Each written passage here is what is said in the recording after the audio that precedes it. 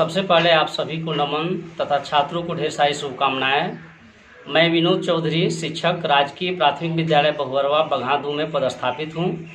मैं बोर्ड के परीक्षार्थियों के गणित विषय पर तैयारी हेतु कुछ स्पेशल सुझाव तथा कुछ विशेष रणनीति के बारे में बताने जा रहा हूं, जिसे बच्चे अपनाकर इस कम समय में गणित की बेहतर तैयारी कर सकते हैं तथा एग्जाम में अच्छे मार्क्स ला सकते हैं।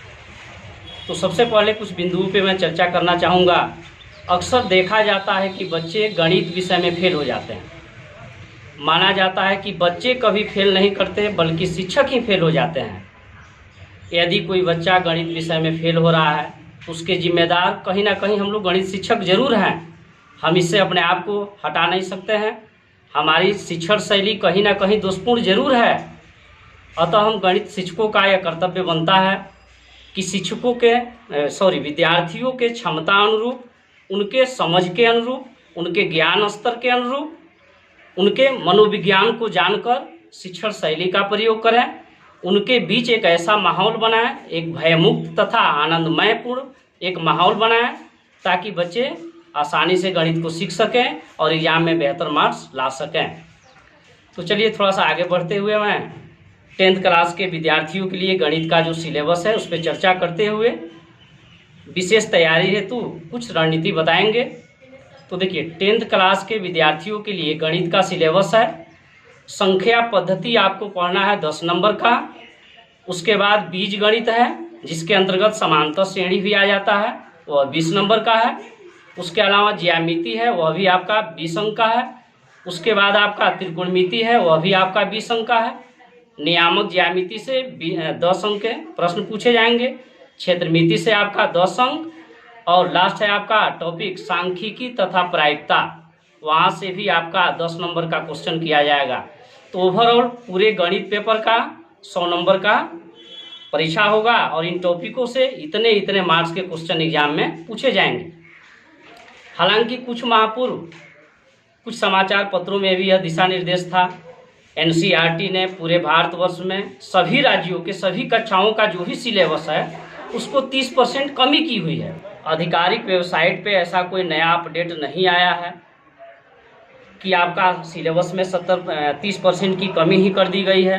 तो अतः आप मान के चलिए कि आपका गणित का जो भी प्रश्न पत्र होगा एग्जाम में 100 अंक का ही होगा। यदि आधिकारिक वेबसाइट पे ऐसा सूचना मिल जाता है कि 30% सिलेबस में कमी लाया जाएगा, तब तो वह चीज़ होगा। तब आपका 70 अंक का थ्योरी पेपर होगा और 30 अंक पे आपका प्रोजेक्ट कार्य होगा। ठीक है। अब आइए हम अगले क्रम में आपके गणित का प्रश्न पत्र का पैटर्न क्या होगा, कितने तरह के एग्जाम में क्वेश्चंस आएंगे, थोड़ा उस पर हम फोकस कर रहे हैं। तो आपका जो भी एग्जाम होगा गणित विषय का 3 प्रकार के प्रश्न होंगे। पहला टाइप होता है आपका वस्तुनिष्ठ प्रश्न, जो आपका 60 प्रश्न होगा और कहीं से आपको 50 प्रश्न करने होंगे। आप 10 प्रश्न कहीं से छोड़ सकते हैं। तो देखिए, एग्जाम में आपका वस्तुनिष्ठ प्रश्न अर्थात ऑब्जेक्टिव क्वेश्चन का बहुत अधिक महत्व है। 50% आपका महत्व है ऑब्जेक्टिव क्वेश्चन का। और ऑब्जेक्टिव क्वेश्चन क्या पूछा जाता है, तो जो भी टॉपिक का थ्योरी है उस पर जो भी कॉन्सेप्ट है डायरेक्ट आपका थ्योरी से लगभग हम कह सकते हैं 75% ऑब्जेक्टिव क्वेश्चन थ्योरी और फार्मूला ही पूछा जाता है। अतः जो भी टॉपिक पढ़ाया जाए, जो भी थ्योरी बताया जाए, उसको आप विशेष रूप से समझिए, टॉपिक के प्रति कॉन्सेप्ट सीखिए, ताकि आपका कॉन्सेप्ट पे समझ विकसित हो और आप एग्जाम में ऑब्जेक्टिव क्वेश्चन को बेहतर कर सकें और आपका मार्क्स बेहतर हो। तो पहला टाइप है ऑब्जेक्टिव टाइप क्वेश्चन, जो आपका 60 प्रश्न रहेगा, कहीं से 50 प्रश्न करना है। दूसरा टाइप आता है आपका 2 नंबर का लघु उत्तरीय प्रश्न।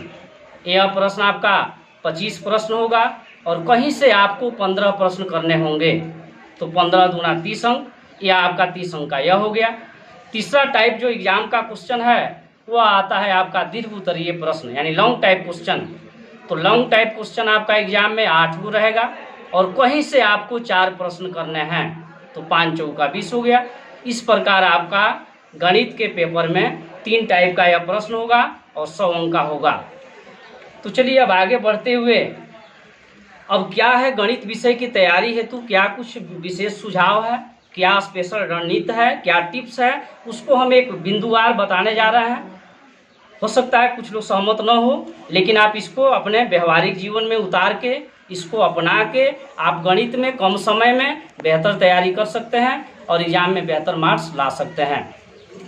तो गणित विषय की तैयारी हेतु पहला जो रणनीति है वह है स्वाध्याय हेतु टाइम टेबल बनाना, अर्थात सेल्फ स्टडी हेतु रूटीन बनाना।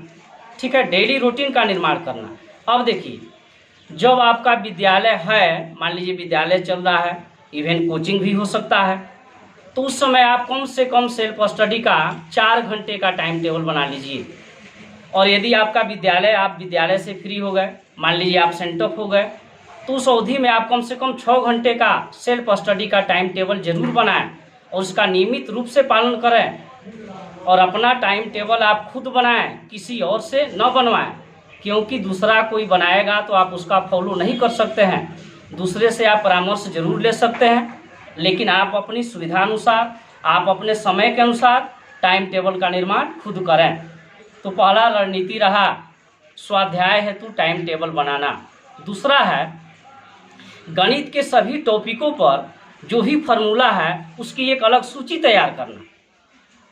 देखिए, गणित विषय पे जितने भी टॉपिक हैं उसके अंतर्गत जितने भी फॉर्मूले आ रहे हैं उसकी एक अलग सूची आप बनाइए और उसको आप अपने रूम के अंदर दीवार के उस हिस्से में चिपका दीजिए जहां आपकी नज़र बार बार पड़ रही है।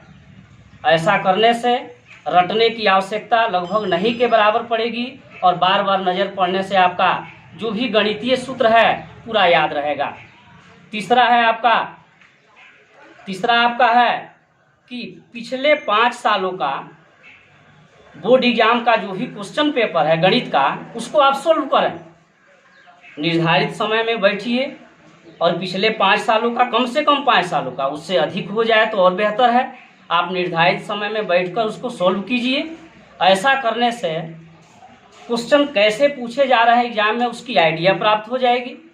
क्वेश्चन का पूछने का ढंग क्या है, उसका सोल्यूशन कैसा होगा, यह सब आपको ज्ञान में आ जाएगा। और 5वां टिप्स है आपका कि आप बार बार रिवीजन करें। बार बार रिवीजन करने से किसी प्रश्नावली को आप बना रहे हैं, बार बार दोहरा रहे हैं, तो इससे 3 लाभ होता है।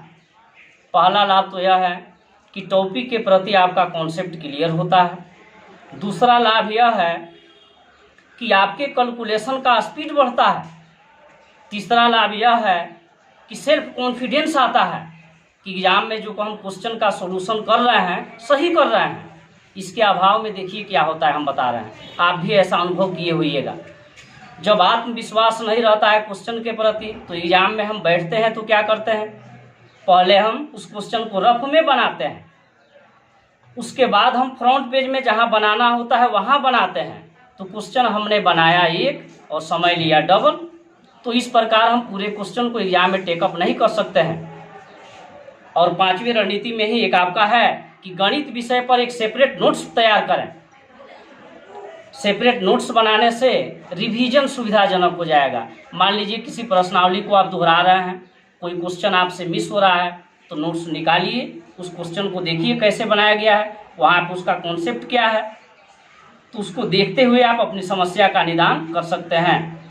तो ये 5 रणनीतियाँ हैं जिसको अपना के आप एग्जाम में बेहतर कर सकते हैं, कम समय में एग्जाम की गणित विषय की बेहतर तैयारी कर सकते हैं और एग्जाम में अच्छे अंक ला सकते हैं। मैं गणित के शिक्षकों से यह निवेदन करूंगा कि हम सभी लोग मिलके, जैसा कि हम जान रहे हैं कि इस कोरोना काल में लगभग 7 माह से शिक्षण संस्थान बंद रहा है, बच्चे लोगों का पठन पाठन पूरी तरह से बाधित रहा है, उनके सामने एक चिंताजनक स्थिति उत्पन्न हो गई है कि गणित की तैयारी कैसे करें। तो हम सभी शिक्षकों का एक दायित्व बनता है कि चाहे हम जिस रूप में हों, जहाँ भी हों, उनका सहयोग करें। इसी क्रम में मेरा एक छोटा सा प्रयास आजकल चल रहा है। मैं पिछले कुछ महीनों से 10th क्लास के विद्यार्थियों के गणित विषय की तैयारी हेतु ऑनलाइन क्लास चला रहा हूँ। अब तक मेरा YouTube चैनल पे लगभग 40+ वीडियो अपलोड हो चुका है। लगभग 400 से ऊपर बच्चे इसका फॉलो भी कर रहे हैं। तो मेरी इच्छा है कि मेरा जो भी छोटा सा एक अनुभव है बच्चे तक पहुँचे, उनके काम आए। अपने आप को मैं धन्य मानूंगा। और यह भी बताता हूँ, या आज भी मैं आपसे यह कह रहा हूँ, 10th क्लास के विद्यार्थियों को यह सूचित कर रहा हूँ कि जहाँ भी आपको यदि कोई दिक्कत हो कॉन्सेप्ट को समझने में या प्रश्नों को बनाने में, कहीं दिक्कत होता है तो मेरे व्हाट्सएप नंबर 9006609564 पे संपर्क करें। जितना हो सके मैं आपके सहयोग के लिए हमेशा तैयार हूँ। और अंत में आपके उज्जवल भविष्य की कामना करते हुए यही कहूँगा कि आप संस्कारी बने, आप अपने अंदर संस्कार लाएं, शिष्टाचार लाएं, अनुशासन लाएं। आप गुरुजनों का हमेशा आदर करें, माता पिता का आदर कीजिए, अपने से बड़े लोगों का आदर कीजिए। सफलता निश्चित मिलेगी। धन्यवाद।